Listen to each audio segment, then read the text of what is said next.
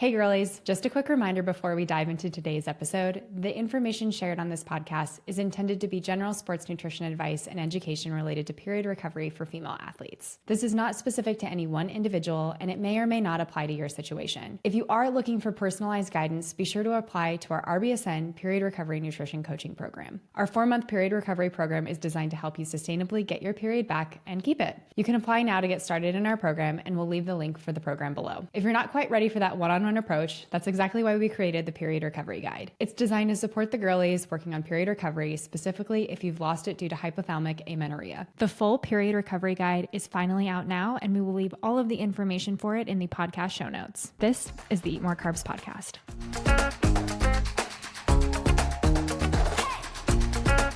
Hello and welcome back. This is the Eat More Carbs Podcast. It's Jenna here with Reilly. We are both dietitians and we talk every Thursday about sports nutrition for the girlies. On today's episode, we are doing our What Drives Us Bananas. So the things that we saw online in the world of nutrition that drove Reilly and I bananas. Of course, there are tons of things online that drive us bananas that are not nutrition related. Quick note though, I do have a short Charlie update that I'm so excited to share because it has to do with bananas, and this is our Drives Us Bananas episode. Charlie is learning a lot of new words right now, and recently she learned the word banana, which I am so proud of. She knows cheese, juice, and bananas. I don't even know where she got the banana word from because we haven't really been saying that word, but she comes in every morning and points at the bananas and is like, nana, nana, nana, nana. We have a carb girly on our hands. I love it. What a fueling queen. You go queen. Definitely not something that's driving us bananas is Charlie learning new words, and saying banana is fantastic. So I absolutely love that. Thank you for sharing the Charlie update. Before we get into what drives us bananas this week, we're going to do our high and low. So sharing the good and maybe the parts of our week we wish had gone a little bit differently. And then at the very end of the episode, we will do our training update. So sharing just a little bit about the running we are doing and the progress we are making towards our running goals. So Reilly, high and low, kick us off. My high is so silly. If you have been listening to other episodes of the Eat More Carbs podcast, you might have been following along with toenail gate because I am slowly losing toenails. We have adjusted the shoes, we have adjusted the socks, but the mileage right now is just not good for the toenails. On previous episodes, I talked about how I do not know how to manage the toenails because they're, again, all falling off. And I decided to go get them done because I was at least make a couple of them look okay. The girl painted on fake toenails. My toenails look actually I have a full set of 10, and I am so impressed. If it wasn't totally taboo to post my toes online, I want to show you because I am so impressed. And I know this is the silliest high ever, but I can actually finally wear a sandal. No, that's a great high, especially when we were dealing with, what were you at?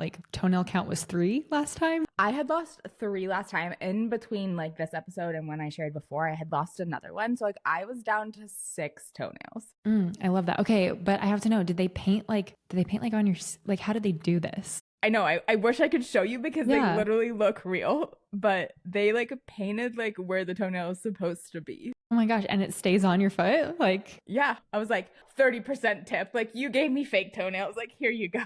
Can wear a sandal in the summer. So we're so excited. That is amazing. I love that for you and your toenails. Thank you. Totally a random high, but I just had to share because it's been something that's so exciting for me. I was trying to think about a low, and I feel honestly, there's so many lows that I cannot share on the podcast right now because I think being a business owner and working in this space is really challenging. And we talk about the journey and how challenging it is to reach your goals with period recovery. And we've also talked a lot about meeting your goals with running. And I just feel there's so many parallels also being a dietitian and being a business owner. So there's just lots of ups and downs. And I feel we've been having so many great ups lately, but we also have the downs. The business side of it can sometimes be so mentally challenging. And I know we talk a lot about it offline, and that's why I'm so thankful to be a part of RBSN because we can talk about it, and I'm not in a private practice setting where I'm completely alone. I have you, and we have a team with us that we can kind of chat about the challenges. You're so right. So many highs. I feel in private practice, the highs are really high, but the lows are sometimes really low. Yeah.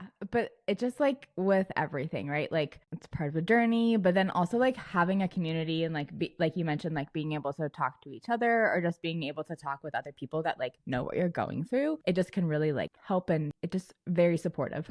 I also just noticed your fingernails and they're that like beautiful hot pink. So if your toenails look anything like that, 30% tip was definitely warranted. Yeah. My They look toenails so are good. like, I usually do them myself, but I was like, you know what? I'm gonna go and just help me out, somebody. Sometimes you need that. Yeah. Cause then I can wear all black and then I can have a pop of color. I love it. How about you, Jenna? How's your week going? I had a high and low that was kind of the same story, but kind of boring, to be thoroughly honest. This morning, I got a message from a client that she started her period, and I am so excited. This client in particular has been working so hard and has experienced a lot of highs and lows and a lot of ups and downs along this journey. Always just get so excited when a client starts their period. So it's just the best way to start my day. And that's definitely my high, is just like celebrating that win with her and knowing that like she did it. And that's the whole point. So very excited for her. I'm going to still share like my full kind of high and low, because I feel like if I share my low without sharing my high, it doesn't really make sense. But I shared a couple episodes ago, similarly to you, Reilly, like that I was having some pain with my legs, different muscles and stuff like that, which is why the marathon didn't really pan out maybe the way that I had wanted it to. And my hamstring is finally starting to feel better. So my low is just that like I have not been able to train or run as much or do the things that I'm used to doing. I needed to like take some time away from running as much, running at the same level that I had been running at, and even lifting the same way, so that way I could heal. And low is that like that's just been really hard and not fun, but the high is like I'm finally starting to see that start to like pay off, if that makes sense.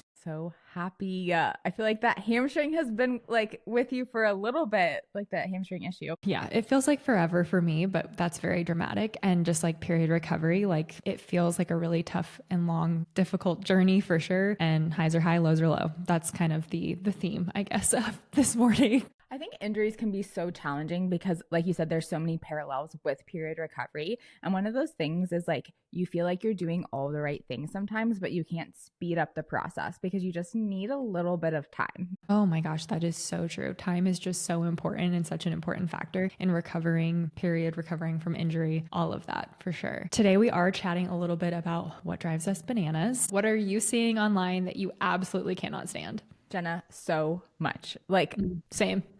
So much. Like, I have such a love-hate relationship with social media. Social has allowed us to connect with you all, allowed us to, start the period recovery program, start this podcast, help so many athletes get their periods back. But sometimes I'm like so blinded, I think, to our like positive little corner of the internet at RBSN. And when I like venture outside of that bubble, I'm just like not ready, unfortunately, for some of the information that I'm seeing.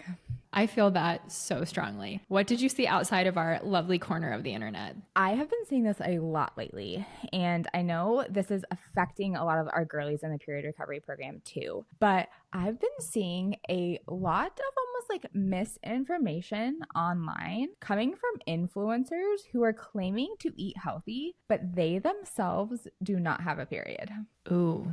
I think that this is such a good point to bring up. We talk about this a lot, but like we never know what goes on behind closed doors. So when we see someone that's presenting in air quotes as, in air quotes again, healthy, we automatically assume that that person is having a regular cycle, is exercising at such a high level, and is eating all of these foods that support them in a quote unquote healthy way. But in reality, that person might be struggling with not having a regular menstrual cycle.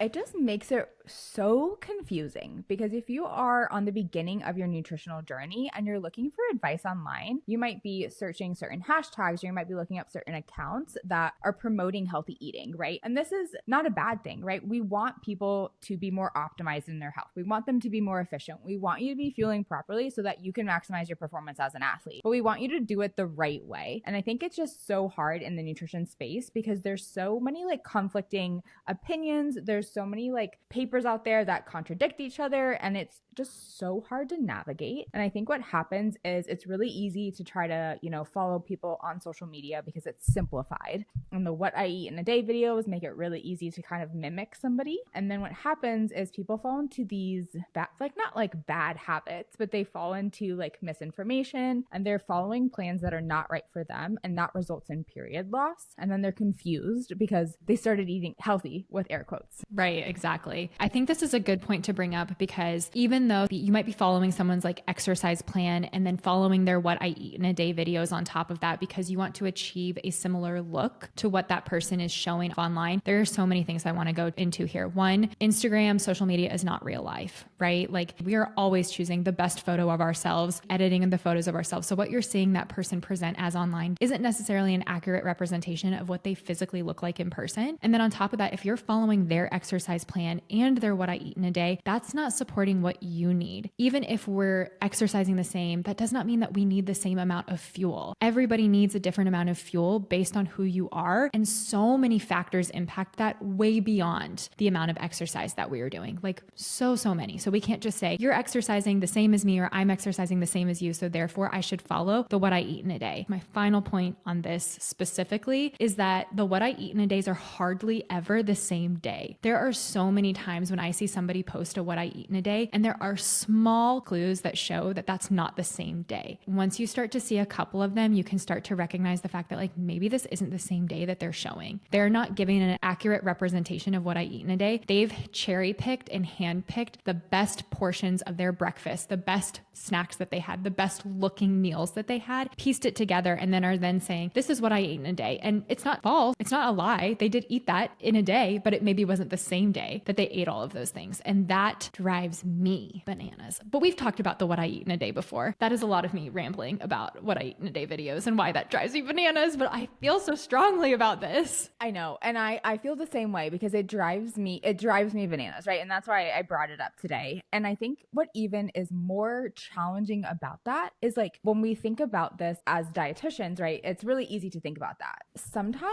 it's just like so easy to fall into the trap. Even though we all know that there's like negative side effects of social media, we're still all on it. And we're still kind of like sometimes falling into those traps. And sometimes we have to just like take a step back and be like, okay, what's actually going on here? And what is the purpose of what they're sharing? Oh, it just irks me.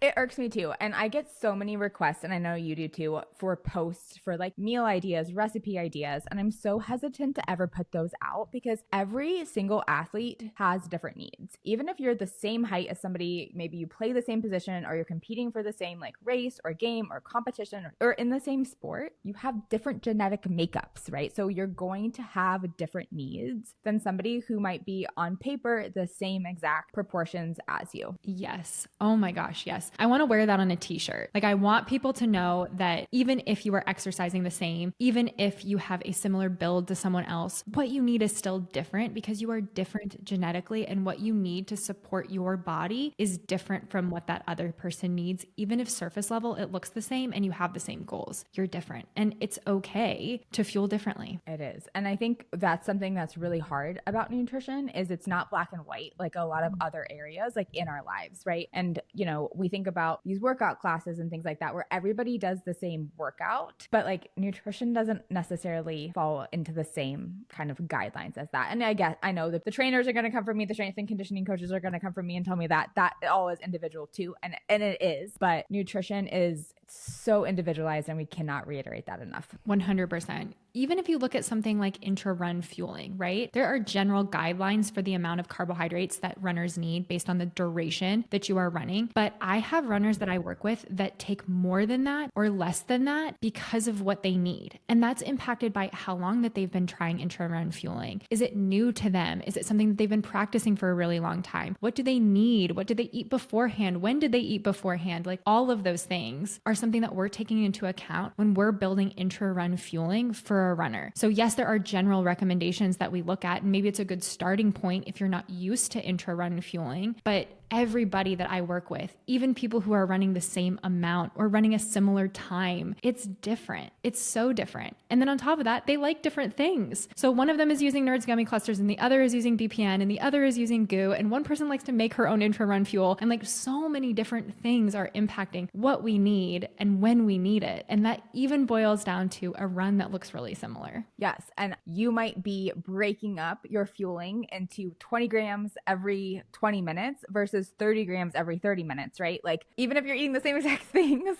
it goes even further. So it's so individualized. And I think people just get so overwhelmed and like confused and frustrated and disheartened because they're trying to follow generic advice, which, like you mentioned, Jenna, like such a great starting point. But to get the results that you want and be optimized and be as efficient as possible, you have to take it to the next level. Exactly. Yeah. That's why when we share recipes online for certain things, I'm not ever sharing serving sizes. Never give exactly how much I'm going to consume of that, because what I need, one, it changes on a day-to-day basis, and it changes from meal to meal because it's going to change from me to you. And I never want to recommend that because it's a great recipe and a good starting point, but what you might need might be more than what I might need or less than what I might need. And that's okay. It's so individualized. It is. It just drives me bananas that there are people out there who are trying to do the right things, and some of this misinformation out there is preventing them from getting to their goals. Yeah, or just making them feel bad about the work that they are doing. We talk about this a lot in period recovery, especially, but like recovering your period is a really big goal. So we like to break it down into smaller goals that feel attainable. But the reason that we do that is because we want to celebrate the wins along the way. But when we see things like this online, it can make us feel like we're not making progress or we're making the wrong type of progress. And that can be really disheartening and really hard for someone that does have a big goal like period recovery. It is a big goal, and it's something that's a very challenging journey. So it doesn't necessarily like create the best environment for someone who is working through something really, really tough. It is really tough. And I think something that we hear from every single one of our clients is they get to a certain point, and I think this happens to everybody on their journey, where they're just sick of it. Like they're sick of it. They're like, why do I have to do this? Why do I have to keep trying this hard? And like other people just get to do whatever they want and they still have their period. Or I follow this influencer, she eats half as much as me and she still has her period. It can be really disheartening, I think, when you feel like you're trying so hard and then like others aren't. But I think that kind of goes back to your point where like comparison in this journey is one of the hardest things. 1,000%. And it drives me bananas for you. If you're listening to this podcast and you're feeling that way, like I am right there with you. I know how annoying it is to go online and see these things and how that impacts how you're feeling, because none of us are immune to it, for sure. Like I wish we were, but it impacts us even if we don't really think it is. That is enough about what drives me bananas. Again, I could keep us here for 3 hours because obviously I'm very passionate about this, but what have you been seeing this week? Like what's driving you bananas, Jenna? Everything. First, I want to give a shout out to all of the people that I work with. The amount of like kind things that people have said to me since I shared about like not meeting my marathon goal just reminds me that like there are good people in this world. So thank you to all of you. I just want to like say that again because like I have been surrounded by all the warm fuzzies online, which is wonderful, but I just kind of want to like bring that in before I start to jump into like all of what drives me bananas this week. I actually saw something that was posted. They took an article that had been done and the caption of their post announcing the article is what drove me bananas. They said, every bite of ultra processed food increases chance of early death, major new study says. So that's the headline. I guess I should have said that. The headline is what drove me bananas, because I think that if you're like me,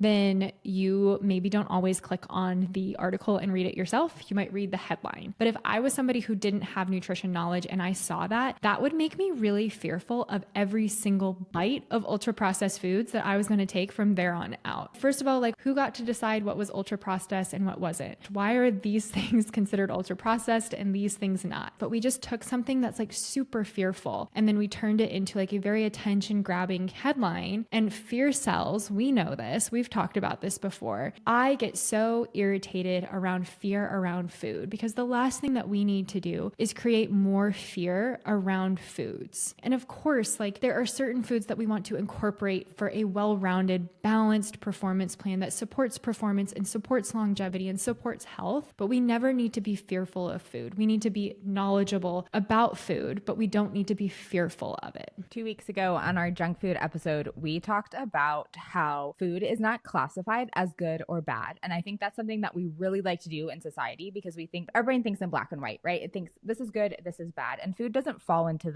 those categories. With fear around food and with articles like this, it tries to classify food as good or bad. And it becomes just, again, really confusing. And I'm with you. It's driving me bananas too. We can't classify food as good or bad because food doesn't have morality. We've talked about that so many times before. Nutrition, it's simple, but it's very complex. complicated. We like to make things simple and easy to understand. So by classifying foods as good or bad, we've taken something really complex and we've made it simple and therefore made it harder, if that makes sense. You have a really good way of saying this, and I'm definitely trying to paraphrase you, but it's not coming out right. We've made this something that's harder for us. Right. And we have to get back to the basics and really simplify it again because we've complicated it by attempting to simplify it, I think, too. Yes. That's what I'm trying to say. Yes. Thank you. We like things to be easy to understand. So by just saying this food is bad or this is food that we shouldn't eat ever, or like one bite of this is going to cause something really drastic on the other side of it, like that's a big claim. It is a big claim. Not to go off on a tangent or get sidetracked, but I think that's why supplements are so big, because we treat supplements like medication. And oftentimes too, I think we try to lump food into that as well, right? We think, oh, okay, you take a painkiller, you're going to see less pain. You take creatine, you're going to gain muscle. Like, that's not how it works. You eat this food, you're going to have an early death. Like, that's not how it works either. Like, we have to stop doing this. Just like we talked about, there were so many components that impact the fueling that you need. There are so many components of your fueling and of your day-to-day choices outside of fueling that are going to impact your health. We can't boil it down to just one single thing. Your environment, where you live, your access to food, your current habits are also going to impact it. And like a whole list of other things that I didn't mention. Like we can't just say it's just ultra processed foods. That's it. That's the problem. Well, going back to your gel example earlier, a gel, I don't know what is classified as an ultra processed food because I didn't read the article, but I'm imagining a gel would be an ultra processed food. And I can't imagine in the endurance or running community if the gels got taken away. Oh, pitchforks would be picked up for sure. Or like electrolyte products, or, you know, I just think about all the foods that we often utilize around like competition, games, training to get in more energy. They're often some of these ultra processed products. And a lot of athletes are not actually consuming enough of these types of items. And therefore they're in a low energy availability state. It can be so hard to meet your energy needs if you aren't incorporating these foods that maybe someone has labeled as ultra processed or something like that, and still meet your energy needs because you are an athlete. And we're not saying that you need to eat goo at every single, point in your day. We're not incorporating goo at meals and snack time. Like, no, not at all. That's not what we're saying. But like, you're also probably not, unless you're maybe an ultra runner, going to eat a potato mid-run. I don't know. I've seen it done.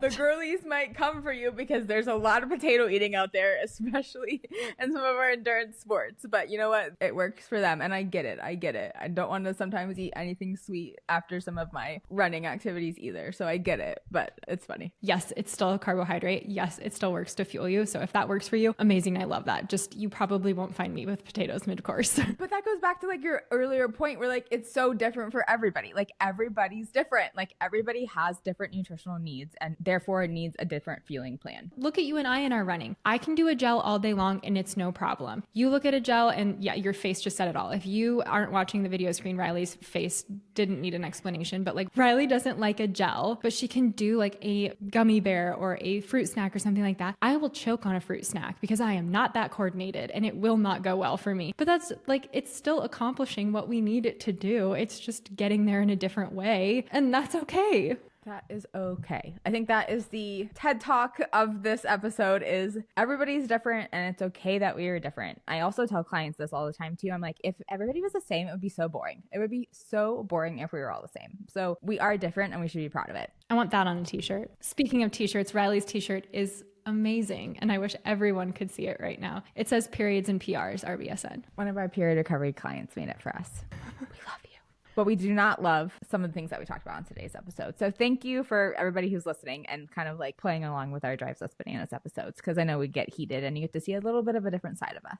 This has been so fun to chat about some of the things online that drive us bananas, but we are going to share a training update. So sharing just a little bit about the training that we are doing. Reilly, you have a half marathon this month, and then you are running a full marathon this fall. So kind of using this as your prep to establish a baseline for goal pace for your marathon. How is training going right now? Minus 5 months until the marathon, like almost to this day, which is insane. I'm not mentally ready for this, but I got 5 months. So I'm on week 9 of my 11-week plan. And last week was my highest load week. So I'm slowly starting to taper. I'm at about 27 miles this week. So I wouldn't really call that a taper, but slowly kind of cutting things down. This week is kind of like to be figured out. There's like a local 5K that I actually might race on Saturday instead of doing a long run, because I wanted to kind of practice maybe some like race day stuff. I know you and I have talked a lot about having to pee, managing fueling timelines and stuff like that in the morning. And I'm obviously using my half to prepare and prep and practice for my full. But I was like, why don't I do something to prepare and practice for my half?